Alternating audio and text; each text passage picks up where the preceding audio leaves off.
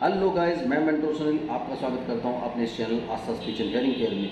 यहाँ हम लोग बात करते हैं स्पीच हियरिंग और साइकोलॉजिकल डिसऑर्डर्स पर, साइकोलॉजिकल काउंसलिंग पर। तो यहाँ आज हम बात करने वाले हैं मैरिज काउंसलिंग या मैरिटल काउंसलिंग के बारे में। कई लोग इसे रिलेशनशिप और कपल काउंसलिंग का नाम भी देते हैं। चलिए चैनल को सब्सक्राइब कीजिए, लाइक कीजिए, शेयर कीजिए, पूरी दुनिया में फैला दीजिए। मुझसे बात करने के लिए 8166790299 मेरा मोबाइल नंबर है। +91 इंडिया का एसडी कोड लगाना बिल्कुल ना भूलें। और काउंसलिंग के लिए आप मुझे 2000 रुपीज़ एज अ कंसल्टेशन देते हैं, जिसके बाद आपको मेरा अपॉइंटमेंट मिल जाता है। तो चलिए बात करते हैं मैरिज काउंसलिंग। आखिर मैरिज काउंसलिंग क्या होती है? What is marital counselling? जब आप शादी कर लेते हैं तो शादी ज़्यादातर केसेस में क्या होता है, एशियन कंट्रीज़ में स्पेशली मैं बात करूँगा, इंडिया, पाकिस्तान और अरेबियन कंट्रीज़ जो हैं, इनमें शादियाँ हो जाती हैं। शादी के बाद पता चलता है कि शादी एक्चुअली क्या होती है। तो जब शादी आप कर लेते हैं, बहुत सारी प्रॉब्लम्स आपको आने लगती हैं। कई जगह पे आप फिजिकल लाइफ को मैनेज नहीं कर पाते, कई जगह फाइनेंशियल लाइफ को मैनेज नहीं कर पाते, कई जगह पर्सनल लाइफ को मैनेज नहीं कर पाते। तो कम्युनिकेशन धीरे धीरे आपकी ख़राब होती चली जाती है। तो जब कम्युनिकेशन ख़राब होती है तो आप में डिफरेंसेस आना शुरू होते हैं। डिफरेंसेस आना शुरू होते हैं तो आपको ऐसा लगता है कि ये रिलेशनशिप अब हमारे लिए टॉक्सिक रिलेशनशिप बनता चला जा रहा है, यानी जहर घुलता चला जा रहा है। और इस जहर से कैसे बाहर निकलें? देखिए, marriage is always better than a divorce, यानी डिवोर्स से बढ़िया मैरिज होती है, but divorce is always better than a toxic relationship. तो आप ये सोच समझ के चलिए कि अगर आपको लगता है कि चीज़ें पॉइजन के लेवल तक चली गई हैं, फिर हम क्या करते हैं, हम अपनी फैमिली को इन्वॉल्व करते हैं। लड़की अपने पेरेंट्स को बताती है, लड़का अपने पेरेंट्स को बताता है, सब लोग आपस में बैठते रहते हैं। लड़की इधर से छींटाकशी करती है, लड़का उधर से छींटाकशी करता है। बहुत सारी प्रॉब्लम्स, यानी उससे एक दूसरे की ईगो हर्ट करते चले जाते हैं। तुम कसूरवार, तुम कसूरवार, तुम कसूरवार, तुम कसूरवार, पता नहीं कौन कसूरवार। फैमिली अंदाज़ा लगाना शुरू करती है और अल्टीमेटली क्या होता है कि रिलेशनशिप ख़राब हो जाते हैं। बाद में ईगो भी हर्ट होती है, क्योंकि लड़के को लगता है कि लड़की ने कई सारी ऐसी बातें पूरी अपनी फैमिली के सामने रिवील कर दी, जिससे लड़के की ईगो, सेल्फ नहीं, ईगो हर्ट हो गई। इसी तरह से लड़के को ये लगता है कि लड़की ने कई सारी बातें रिवील कर दी हैं, यानी दोनों पार्टनर्स को ये लगता है कि हमारी कुछ पर्सनल बातें फैमिली के सामने आ गई। क्योंकि जब कहते हैं ना कि आप गंदगी को खोलने पर आएंगे तो बहुत सारी गंदगी खोलेंगे। इससे क्या होता है कि आपके रिलेशनशिप थोड़े दिन के लिए, जब पेरेंट्स आपको, फैमिलीज आपको समझाती हैं, स्मूथ हो जाते हैं। बट अल्टीमेटली क्या होता है कि वो रिलेशनशिप्स में दरार क्यों आ जाती है? क्योंकि हमेशा कहा जाता है, रहीमन धागा प्रेम का मत तोड़ो चटकाए, टूटे से फिर ना जुड़े, जुड़े गांठ पड़ जाए। यानी प्रेम का जो धागा है उसको आप ऐसे झटके से मत तोड़ो, वो टूट जाएगा, जुड़ेगा नहीं, लेकिन जुड़ेगा तो उसमें गांठ पड़ जाएगी। बिल्कुल ऐसा ही होता है आपका रिलेशनशिप्स में। तो जब रिलेशनशिप्स में ये प्रॉब्लम आती है, आप पंचायत बिठाते हैं, फैमिलीज़ को इकट्ठा करते हैं, तो कहीं ना कहीं चीज़ें तो ज़रूर निकल जाती हैं, लेकिन वो दाग रह जाता है कि यार तुमने उस वक्त उन सारे लोगों के सामने मेरे बारे में ये बोला था, और फिर इधर से भी रह जाता है। तो ये जब चीज़ें बाद में कभी झगड़ा होता है, लड़ाई होती है, तो ये सब चीज़ें उठ करके आती हैं। उससे जो लोग बेचारे बीच में भी पड़ते हैं, वो लोग भी कहीं ना कहीं डर्टी हो जाते हैं, उनकी इमेज भी ख़राब होती है, बाद में उनके ऊपर भी छींटाकशी की जाती है। सो जब लड़का और लड़की थोड़ा सा इसमें एक पेशेंस दिखाते हुए, अगर वो इस रिलेशनशिप को आगे बढ़ाना चाहते हैं, अगर नहीं बढ़ाना चाहते बात ख़त्म हो गई, लेकिन अगर आगे बढ़ाना चाहते हैं, मैं चाहता हूँ कि अगर वो नहीं भी बढ़ाना चाहते तो एक बार उनको किसी क्वालिफाइड मैरिटल काउंसलर से मिलना चाहिए। क्योंकि मैरिटल काउंसलर के पास जब जा कर के आप ये बातें कहते हो तो उसमें क्या होता है कि वो आपको नहीं, इज़ स्ट्रेंजर फॉर यू। तो जब आप उनके सामने ये सब बातें रखते हो तो इन बातों के कोई मायने नहीं होते, आप में से किसी की ईगो हर्ट नहीं हो रही है। तो एक प्रोफेशनल इस सब के बीच में पड़ता है, क्योंकि वो क्वालिफाइड है, वो रिलेशनशिप्स को रिपेयर करना जानता है। तो जब वो बीच में पड़ता है तो इस प्रोसेस को मैरिटल काउंसलिंग का नाम देते हैं। और इससे फ़ायदा क्या होता है आप लोगों को कि वो जब बीच में पड़ता है, आप उससे सब बातें डिस्कस करते हैं। अल्टीमेटली कल को जा कर के जब कुछ प्रॉब्लम्स, आप में दोबारा कोई झगड़ा होता है, दोबारा कोई कॉन्फ्रंटेशन होती है, तो आप एक दूसरे पर ये छींटाकशी नहीं कर सकते कि यार आपके पेरेंट्स के सामने, आपकी फैमिली के सामने मैं ख़राब हो गया था, मेरा इमेज ख़राब हो गया था। सो इमेज की प्रॉब्लम्स नहीं रहती। इसलिए बाद में जाकर के आप कहीं किसी गिल्ट में या रिग्रेट में नहीं आते, क्योंकि आप उस वक्त रिलेशनशिप ख़राब कर बैठे। तो अब सवाल आता है कि मैरिटल काउंसलिंग कौन करता है? मैरिटल काउंसलिंग वो लोग करते हैं जिन्होंने कोई काउंसलिंग में सर्टिफिकेशन लिया होता है। याद रखिए, काउंसलिंग के लिए कोई गवर्निंग बॉडी नहीं है इंडिया में।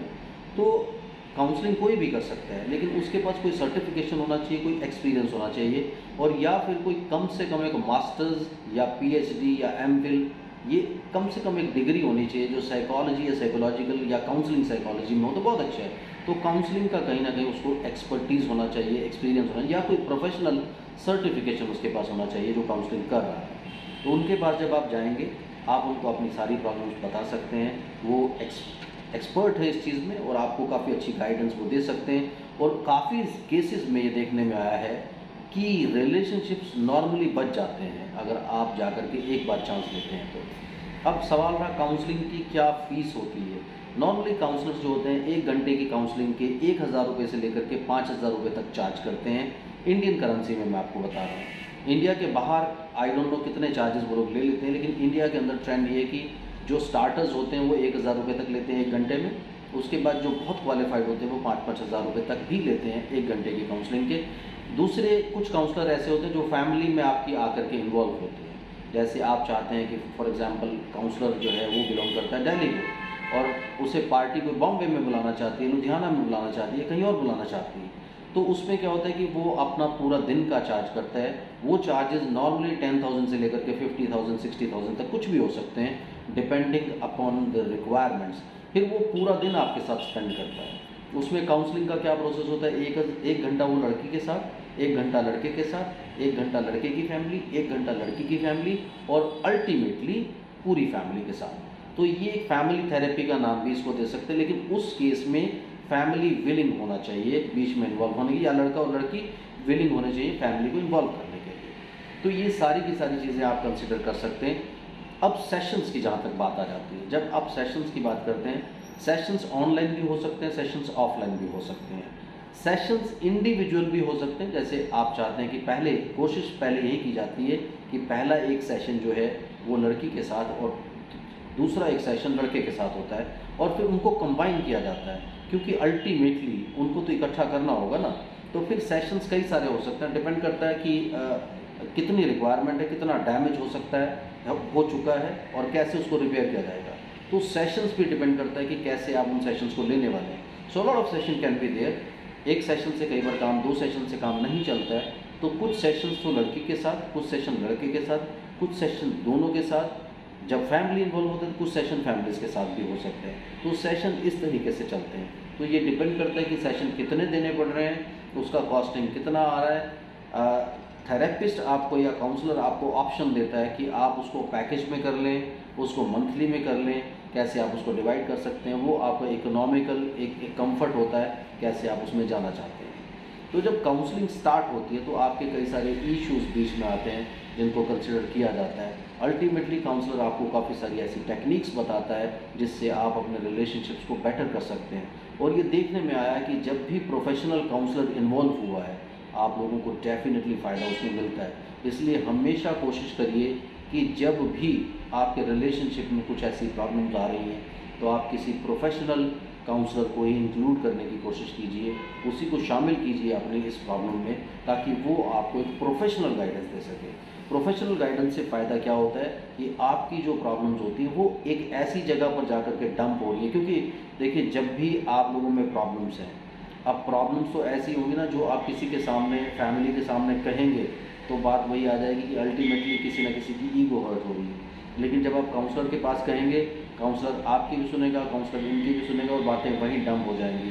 कल को जाकर के वो सारी प्रॉब्लम्स आप एक दूसरे के ऊपर उस चीज़ को लेकर के झगड़ा करते हुए, इन स्टेटमेंट्स को, इन बातों को, और इन जो भी इंफॉर्मेशन शेयरिंग हुई है काउंसलर के साथ, उसको आप कल को जाकर के झगड़े में यूज़ नहीं करेंगे। लेकिन अगर फैमिली इन्वॉल्व होगी तो फैमिली भी जान जाएगी, और फैमिली भी अपनी राय हर बात में आपको बीच में देगी, तो कहीं ना कहीं आपकी लाइफ में भी वो इंटरफेरेंस बन करके खड़ी होगी। और कई बार ये चीज़ें क्या होता है, फैमिली इन्वॉल्वमेंट, जो रिलेशनशिप्स इम्प्रूव भी हो सकते हैं वो रिलेशनशिप्स भी इम्प्रूव नहीं होते, क्योंकि अल्टीमेटली ईगोस हर्ट हो जाती है।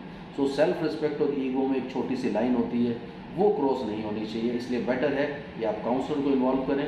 काउंसलर ज़्यादातर आपकी प्रॉब्लम को सॉल्व करने में कामयाब हो जाते हैं। तो मुझे लगता है कि काउंसलिंग के बारे में, मैरिटल काउंसलिंग के बारे में कुछ चीज़ें आपको पता चल गई होंगी। इसी सीरीज़ को कंटिन्यू करेंगे, देखते रहिए Aastha speech in hearing care. Thank you, bye bye.